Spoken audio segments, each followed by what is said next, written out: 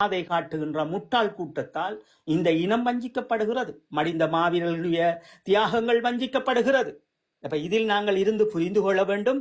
இலங்கை நாடாளுமன்றத்தை நாம் பேச பண்ணுவது சரி. எம்மவர்கள் இன்று போயிருக்கின்றவர்களை களைந்து எறிந்துவிட்டு ஒரு புது யுகத்தை கொண்டு வாருங்கள் என்பதற்காக இவர்களுக்கு நாங்கள் நின்றிருந்தோம். இந்த மண்ணும் மக்களுக்குமாக போராடிய போராளிகளை கொண்டு வந்து இந்த காய் நகர்த்தலை செய்யும் போது அவர்களுக்கு தெரியும் நாங்கள் இந்த நாடாளுமன்றத்தை எவ்வளவு வலிமைத்துவம் கொண்டு பயன்படுத்த வேண்டும், இதன் மூலம் எப்படி ஐக்கிய நாடுகள் சபைகளுக்கு இதை ஆரோக்கியமாக செய்ய வேண்டும் என்பதும் அவர்களுக்கு தெரியும். அப்ப அதனால்தான் நாங்கள் ஒரு சில போராளிகளை கை காட்டியும் ஒரு சில இளையோர்களை கை காட்டியும் நாங்கள் சொல்லியிருப்போம். யாழ் மாவட்டத்தில் இருக்கின்ற இளையோர்கள் இதற்குள் உள்படுகின்ற போது அது ஒரு பெரும் எழுச்சியாக இருக்கும் என்பதையும் சொல்லியிருந்தோம். அப்ப இந்த நாடாளுமன்றத்தில் ஈழத்தமிழர்கள் பேச வேண்டும் என்றால் நிச்சயமாக இரு தரப்பும் பேச வேண்டும். ஈழத்தமிழர் வடக்கு கிழக்கில் இருக்கின்ற தமிழர்கள், அதற்குள் இஸ்லாமாக பிரிந்து நிற்கின்ற முஸ்லிம் மக்கள், சிங்கள மக்களும் பேச வேண்டும். சரி, இதுல சிங்கள மக்கள் எப்படி பேசுவார்கள் என்றால் இதுதான் அரசியல் நகர்வு. இந்த உறவு முறைதான் அவர்கள் ஸ்கொட்லாந்து வைத்திருந்தார்கள். அவர்கள் பல பாகங்களிலும் இருந்து எல்லோரோடும் ஒன்று கூடி தொடர்ச்சியான கருத்தரங்குகளை செய்தார்கள். இப்ப அதில் ஒன்றுதான் இந்த நாடாளுமன்றத்தில் வருகின்ற எதிர்கட்சிகளாக இருக்கலாம், புதிதாக முளைக்கிற கட்சிகளாக இருக்கலாம். ஏன் எங்களுடைய மக்கள் பொன்சேகாக கூட ஒரு இனத்தை படை நடத்தி அழித்த பொன்சேகாவை வாக்கு போட்ட மக்களே எங்கள மக்கள். அதை புரிஞ்சு கொண்டீங்கன்னா போதுமே. அப்ப நாடாளுமன்றத்தை பேச வைக்கணும். இந்த நாடாளுமன்றத்தில் எங்களினுடைய சுய நிர்ண உரிமைக்காக போவதற்கு அவர்களும் கூட நிற்கணும். இதுக்கு நாங்கள் பாடசாலைகள், பள்ளிக்கூடங்கள், கருத்தரங்குகள், அந்த மக்களோடு, அடுத்த சமூக இளையவர்களோடு உண்மையான விடயத்தை கடத்தக்கூடிய இளைய ஒரு யுகத்தை, ஒரு ஆசிரிய பெருமக்களை, ஒரு கல்விமான்களை நாங்கள் தயார் செய்து இந்த பிரச்சாரத்துக்கு செய்ய வேண்டியிருக்கிறது. இது ஸ்கொட்லாந்து வடிவாக செய்தது. ஆனால் அதில் அவர்கள் வெற்றி பெற்றபடியாக தான் அவர்களுக்கு 16 லட்சம் வாக்குகள் கிடைக்க பெற்றிருக்கு. ஆனால் இன்னும் ஒரு சதாப்தம் உருவாக்கி எழுதியிருக்கின்றார். இன்னும் ஒரு சதாப்தம் உருவாக்கி கொண்டிருக்கிறது. தாங்கள் தொடர்ச்சியாக அது வாக்கெடுப்பு செய்வோம் என்று அவர் சொல்லிக் கொண்டிருக்கின்றார். அப்ப சரி, அதையும் பற்றி பேசுவோம், நாங்கள் இதையும் பற்றி பேசுவோம். எல்லாம் உங்களுக்கு ஒரு புரிதல் வேணும் என்பதற்காக. அடுத்தது நாங்கள் 6வது விடயமாக என்ன செய்ய போனா, சிங்களத்தில் இருக்கின்ற கட்சிகளை எமக்குள் கொண்டு வருவது. இது ஒரு முக்கியமான விடயம். அப்ப நாங்கள் சிங்கள மக்களுக்கு நாங்கள் நம்பிக்கைகளை கொடுப்பது, சிங்கள கட்சிகளை எப்படி நாங்கள் அணுக வேண்டும். இதுவரைக்கும் 1948க்கு முற்பட்ட காலங்களாக இருக்கலாம், அல்லது அதற்கு பிறகு இன்று வரைக்கும் இருக்கலாம், எங்களினுடைய இந்த ஈழத்தமிழர்களை எவ்வளவுக்கு அவர்கள் வைத்து பதம்பாக்க முடியுமோ அவர்கள் செய்தார்கள். தாங்கள் ஆட்சிக்கு எப்படி வர வேண்டுமோ அவர்கள் வந்தார்கள். அழகு ராணியாக வந்தவர்களாக இருந்தாலும் சரி, அல்லது யானையிலேறி வலம் வந்தவர்களாக இருந்தாலும் சரி, அல்லது நல்லரசாங்கம் என்று வந்தவராக இருந்தாலும் சரி, இப்படி என்ற பதங்களோடு இவர்கள் எம்மவர்களை வைத்துக் கொண்டே அவர்கள் காய்களை நகர்த்தினார்கள்.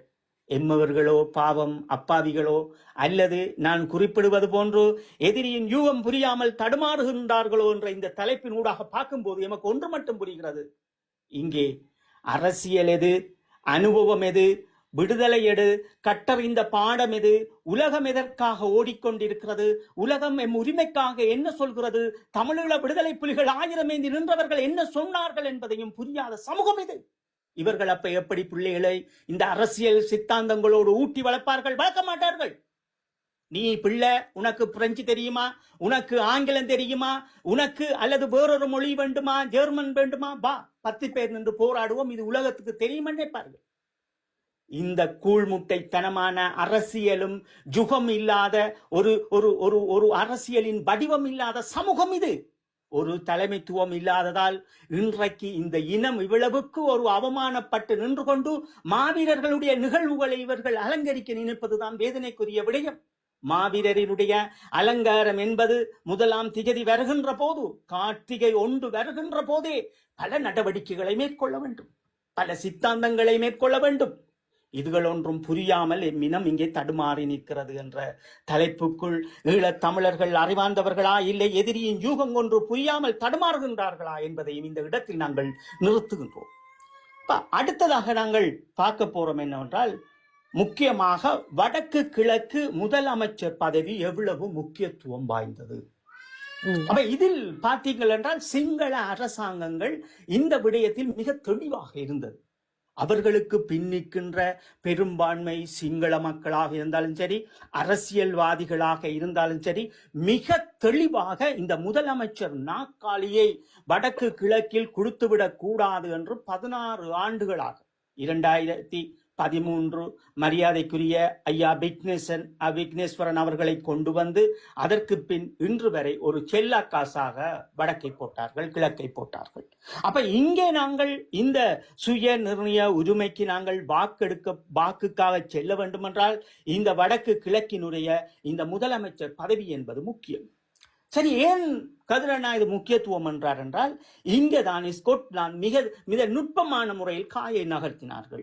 அதில் ஒரு முக்கியமான காய் எப்படி இருந்தது என்றால், அவர்களினுடைய இந்த 32 மாவட்டங்களையும் உள்ளடக்கி அதில் அவர்கள் ஒரு முக்கியமான பொறிப்புரையை கொண்டு வந்தார்கள். எப்படி என்றால், முதலமைச்சரை கொண்டு வந்து நிறுத்தி இந்த முதலமைச்சர் ஊடாக தாங்கள் ஒரு நடவடிக்கை மேற்கொள்கின்றார்கள்.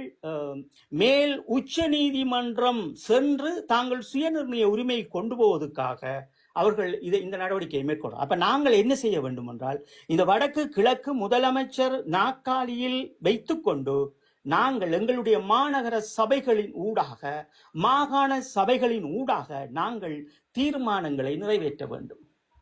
இந்த தீர்மானங்களை நிறைவேற்றிய பிறகு வடக்கு கிழக்கில் இருக்கின்ற எங்களுடைய நீதிமன்றங்களில் இதை வழக்காக மாற்ற வேண்டும். சுய நிர்ணய உரிமைக்கு நாங்கள் போகின்றோம் என்று இந்த வடக்கு கிழக்கின் நீதிமன்றங்களில் இந்த முதலமைச்சர் ஊடாக இது நிறைவேற்றப்பட வேண்டும். இவர்களே வடக்கு கிழக்கில் இருக்கின்ற இரு முதலமைச்சரும் தாங்கள் சுயநிர்ணய உரிமைக்காக போகின்றோம் என்று இந்த வழக்கை இங்கே இடுவார்கள். இந்த வடக்கு கிழக்கில் இருக்கின்ற நீதிமன்றங்கள் ஊடாக இலங்கையினுடைய மேல்முறையீட்டு நீதிமன்றத்துக்கு இந்த குழுக்கள் மீண்டும் செல்வார்கள். அப்ப வடக்கு கிழக்கு தலைமைத்துவத்தை கொண்ட எங்களுடைய மக்களும் இந்த முதலமைச்சரும் அடுத்த கட்டமாக இலங்கை உச்ச நீதிமன்றத்தில் இந்த சுயநிர்ணய உரிமைக்குரிய வழக்கு தாக்கலை செய்வார்கள். அப்ப இது கண்டிப்பா செய்யாமல் உலக தேசத்திற்குள் நாங்கள் கால் எடுத்து வைக்க முடியாது. 1000 கிளர்ச்சியை தோற்கடித்திருக்கின்ற உலகத்திற்கு இந்த செய்தியை நாங்கள் முறையின்படி செய்யாமல் போக முடியாது. அப்ப நாங்கள் இங்கேயும் சரி செய்ய வேண்டிய தேவை இருக்கிறது. வருகின்ற முதலமைச்சர் தேர்தல் அது ஒரு முக்கியமான தேர்தலாக ஈழத்தமிழர்களுக்கு இருக்க வேண்டும். அந்த 5 வருடங்களுக்குள் நாங்கள் பல நடவடிக்கைகளை உலகமெங்கும் செய்ய வேண்டும். முதலமைச்சர் வந்த பிறகு அவரை நாங்கள் எங்களுக்குள் கொண்டு வந்து உலக தேசங்களோடு கொண்டு வந்து இந்த வழக்கை நாங்கள் உச்ச நீதிமன்றங்களில் தொடுக்க வேண்டும். இந்த வடக்கு கிழக்கில் இருக்கின்ற எங்களினுடைய மக்களினுடைய ஒத்துழைப்போடு இந்த மத குருமார்கள் மீண்டும் அவர்கள் வடக்கு கிழக்கில் இருப்பவர்கள் ஒன்றிணைந்து உச்ச நீதிமன்றத்திற்கு ஒரு வழக்கை சமர்ப்பணம் செய்வார்கள். இது முக்கியமாக நாங்கள் ஆசியாவில் இருக்கின்ற மக்களின் ஒரு முக்கியமான இந்த வடக்கு கிழக்கில் ஈழத்தமிழன் விடுதலையாக வேண்டும் என்றால் வடக்கு கிழக்கில் இருக்கின்ற மத குருவை சேர்ந்து இந்த முதலமைச்சர் எல்லோரும் வழக்கு தொடுத்த பிறகு இவர்களும் தொடுப்பார்கள். நாங்கள் எங்கள் விருப்பத்தோடு வாழ விருப்பப்படுகின்றோம், சுயநிர்ணய உரிமைக்கு செல்லுகின்றோம் வாக்கெடுப்புக்கென்று இவர்களும் ஒரு வழக்கை தொடுப்பார்கள். இவர்களும் செய்யாமல் நாங்கள் சுயநிர்ணய உரிமைக்கு செல்ல முடியாது. நாங்கள் என்னதான் சென்றாலும் உலக தேசம் இந்த மதமன்றத்தை இன்று கையில் தூக்கி வைத்துக் கொண்டிருக்கின்றார்கள். எல்லாரும் அப்படித்தான் இருக்கின்றோம். மனிதனாக வாழ வேண்டும், மதத்தை தூக்கி எறி என்ற சத்திய கோட்பாடு இங்கே கிடையாது. அது நாவினால் சொல்லுகின்ற பொய். அது ஒரு இஸ்லாம் மதத்தை தாங்கியவருக்கு அந்த உண்மையை தூக்கி கொடுக்க வேண்டியது ஒவ்வொரு ஹிந்துவினுடைய கடமையும். ஒரு ஹிந்து மதத்தை சார்ந்தவர் இஸ்லாத்தினுடைய மார்க்கத்தை மதிக்க வேண்டியது அவருடைய கடமை. ஒரு இஸ்லாத்தை ஒரு கிறிஸ்டியன்ஸ் தூக்கி நிற்பவர் அது அவருடைய கடமை. இவர்கள் கௌரவிப்பதும் அவர்கள் கௌரவிப்பதும் என்ற ஒப்பந்தங்கள் ஊடாக இதற்குள் செல்லுவார்கள். இதுதான் ஒரு முக்கியத்துவமான விடயங்களாக 2004 இது பிரகடனப்படுத்தப்பட்டது. இதற்கு நாங்கள் பிறகு எந்தெந்த நாடு என்பதை நாங்கள் தொடர்ச்சியாக பேசப் போகின்றோம், பதிவிடப் போகின்றோம். மக்கள் இந்த கருத்தரங்கை மீண்டும் கேளுங்கள். அப்ப இப்படி நிறைய விடயங்கள் இருக்கிறது. இன்னும் ஒரு விடயம் எப்படி இருக்குது என்றால், இலங்கை